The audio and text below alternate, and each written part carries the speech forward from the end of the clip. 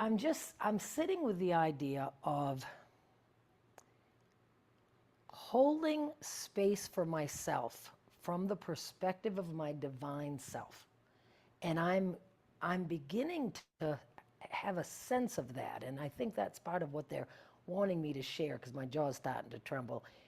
It's this perception of, even in the midst of whatever, you can find you can find that perception of your higher self.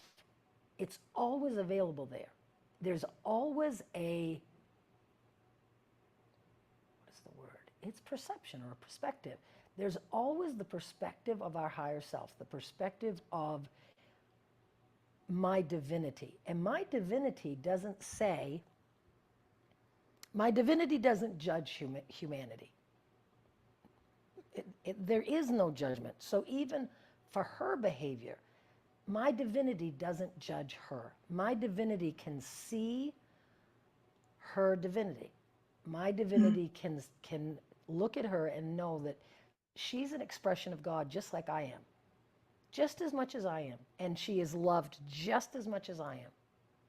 And my divinity can see that and can hold space for her. And my divinity can see me newly experiencing these strong emotions. For the first time in my life, my Boo Bear looked at me and said, "Boo Bear, honey," he says, "you are becoming very unpredictable." And I said, I kind of like that. I didn't mind that a bit. I've always been predictable. I love the fact that he's finding me unpredictable after 43 years. Good, God damn it. I like it. So I don't know. It just, I do believe when I launch my class, and I want it to be part of when I do my subscription. So most of you guys know that I've got a beautiful friend that is creating a new website for me, and I'm going to have a very, very inexpensive subscription because I want as many people to be a part of the tribe as want to be a part. And so I'm not going to have like I've done, unless the guides drop something specifically, in which they do sometimes, but I'm not going to have like a price for a class and a price for a one-to-one, not one-to-ones, but a price for a meeting like this. I'm not going to have any prices. It's all going to be under the umbrella of one very low. I think we're going to go with $9.99. So for $9.99 a month, you're going to have unlimited access to everything that I do.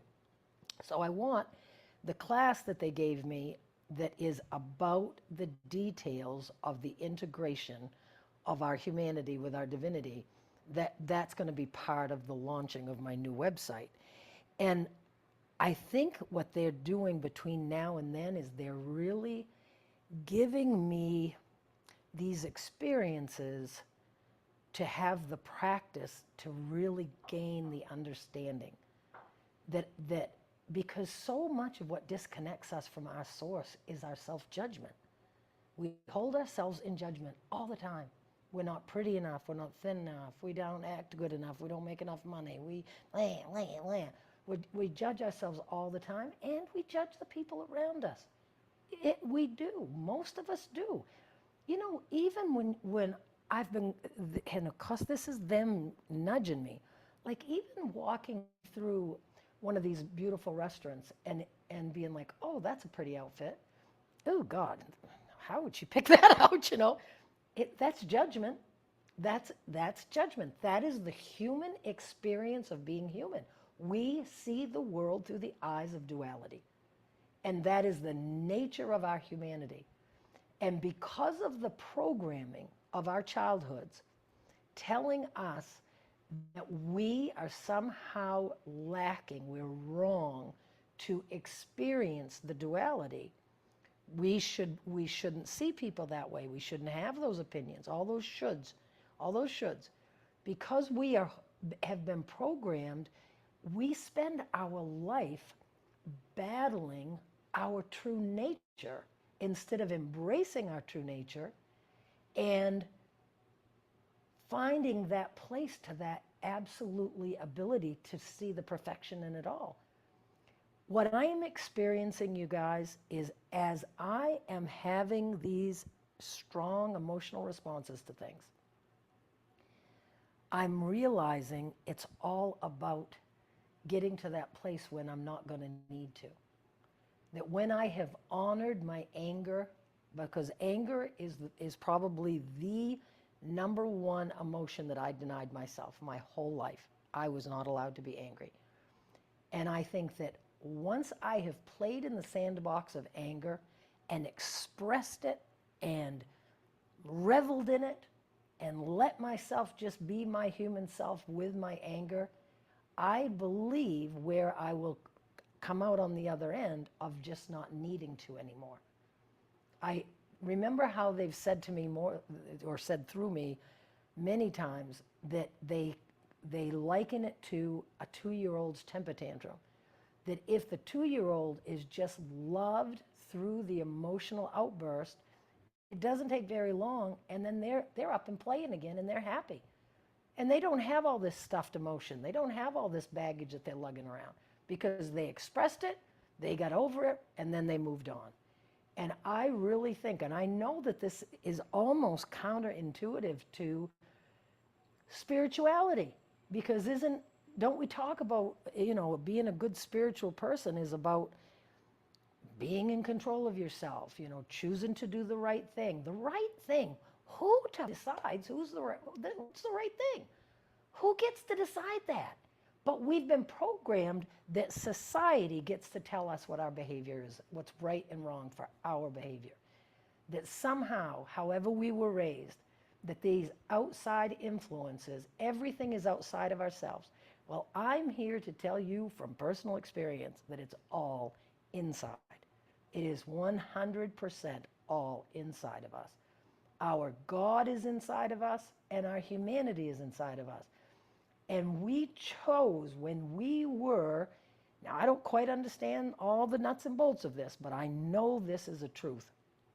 When we were pure, let's say pure positive energy, I don't know exactly if that's right on the other side or not, but when we were there, when we were joined with our higher self, when we were not, when the essence of Kelly had not fractaled off to come down to be human, when we were there, we knew that the experience of being human was going to give us all of this opportunity for growth and expansion. And so then I say to them, so, okay, how does that work? It works when we can be within these moments and we can find our way to love. Love for ourselves, love for the circumstances, when we can actually see through the eyes of our divinity the perfection of every experience that we have. The perfection. Because in the experience, there is growth. And the growth is going to come, the alchemization is going to happen when, like myself, I spent time reflecting on the whole situation, and I did find my way to that unconditional love. That's not to say that there's not that part of me that still looks at the situation and is like, what the heck was that about? Is it okay with me? No. Do I feel like I have to accept that behavior as being all right? No, I don't. But I can see how it has added to my growth. I can see how it has added to my growth. So isn't that a gift? Isn't that perfection? When we look at these situations, before I left on vacation, had another run-in with my evil sister-in-law. Live so close to her, have to be exposed to her all the time. And there is just no fixing it. There's no fixing it.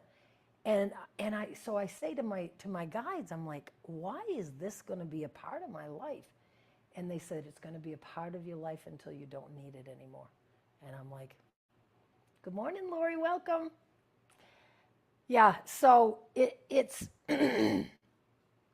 it's just a journey. We're all on a journey. We're all on a journey of being our authentic self, which means being completely human, loving our bodies, loving our inner child, and loving our intellectual mind, our egoic mind. Knowing that all three of those things make us human, and that we chose to come and be human and play in the playground of humanity. We chose that because we knew that when we're pure positive energy, there's no expansion because there's no experiences. We know this is true. We know that life is about experiencing.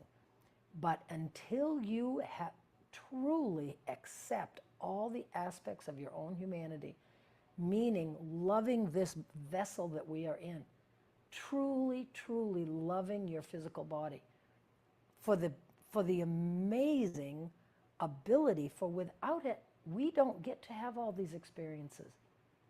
And so even if, doesn't matter your size or any of that kind of stuff, just think of the gratitude that we should have for our bodies, that our bodies carry us from one place to another, that we get to feel the air on our face, we get to feel the sand under our toes. You know, it's an amazing thing. When we were non-physical, we didn't get to have those experiences. So creating that relationship with your physicality, this is something you guys know has been a hard journey for me. And I am really now, it's just a different way of, it's a different relationship. It isn't like, I wish I could truly, truly explain what they are showing me and how they are tweaking my brain around this, because it is about gratitude, it's about allowing, and it's about realizing that this part of myself, this divine part of myself, gets to expand and gets to hold the frequencies in this dimension. That's what we're doing as light workers.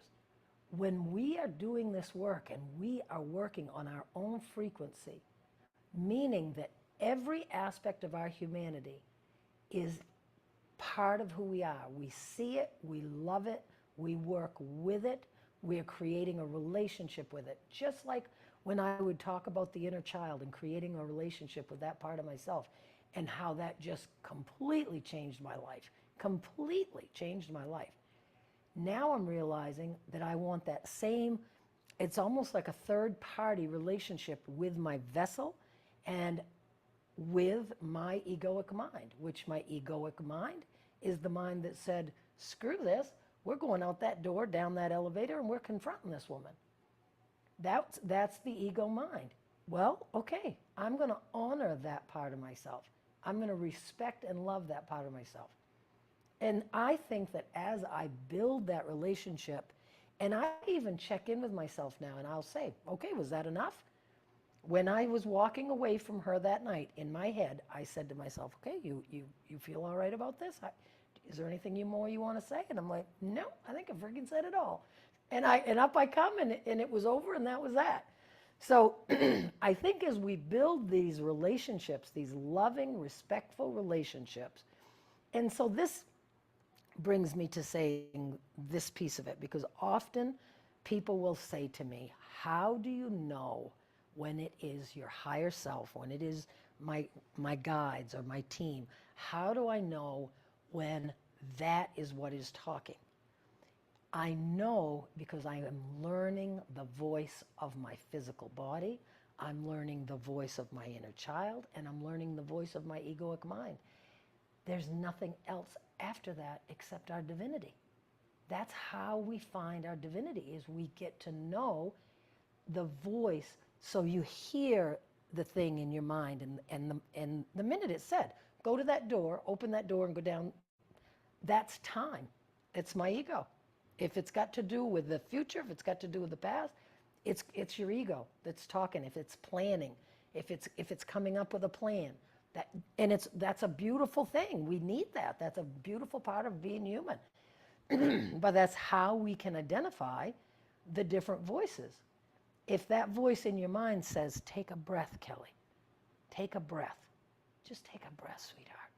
I will hear that in my mind, and I will just, in my heart center, I see the heart of the Creator. I see the heart of Mother Earth. Oh, and I just take that breath and I can feel the energy. I feel the love. I feel the connectedness. Who said take a breath? My higher self said take a breath. You learn to identify the voice. We all have it. We all have it. And our programming beat it out of us. Our programming disconnected us from our own ability to know and hear the truth. And so what my guides are just teaching so strongly through me is work on, spend time and energy truly getting to know your humanity. And so I spend time and I'll say to my body, I'll say, are you telling me something? Because it's awkward. I don't know. Just like I didn't know how to talk to my inner child, I don't know how to talk to my body. So I'm figuring it out. I will just say, am I, like right now, my body's probably saying, woman, you could have a few less drinks and a little more water today. That'd be a good thing for us, But our bodies talk to us. Our bodies communicate. And yeah, they communicate through sensation. Up until 2 months ago, the only way that I would have said that I knew that my body talked to me was through pain or through disease, through illness. No, our body talks to us through the sensations and the fun and the feeling and the sound and the taste and that's all communication from our body. I'm getting goosepimples as I say that. And through goosepimples, that's my body saying, yes, that's right. You're telling them right. That's exactly right. Our body communicates with us. And as we see it and we honor it and we thank it, it's a relationship. And the same thing with our egoic mind. So up until this point, my thinking around my ego mind would be, I need to dominate my ego mind. I need to release my ego mind. I need a death of the ego. That's what so many spiritual leaders have preached for years, that we want to release our egos.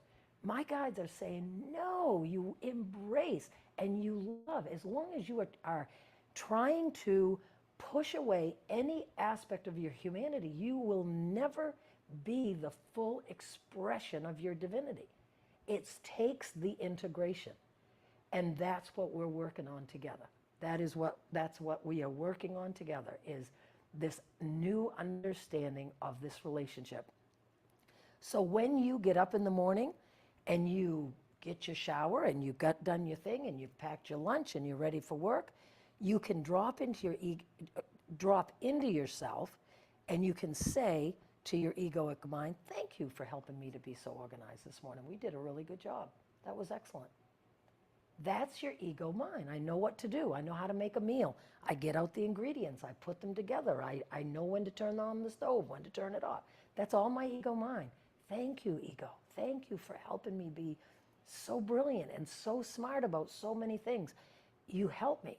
But then when we say, make a plan, oh, I got to get a good example. Let me think a minute. A great example is going to the healthy eating that I'm trying to think about, and that's a challenge for me. So I'm trying to think about that. So I will get up in the morning and I will say to myself, okay, this is what we're going to have for breakfast. And then my brain will start to go, my ego starts. Well, and if you had this for lunch, there's that many calories. And if you had this for dinner, then you'd have only blah, blah, blah. And if you don't drink until this time, and I'm learning to say, we've made our decision for breakfast. That's all we need to do. We don't need to go over every meal that we're going to eat for the rest of our lives. We just have to think about what we're going to eat right now. Thank you. I appreciate you. I love you.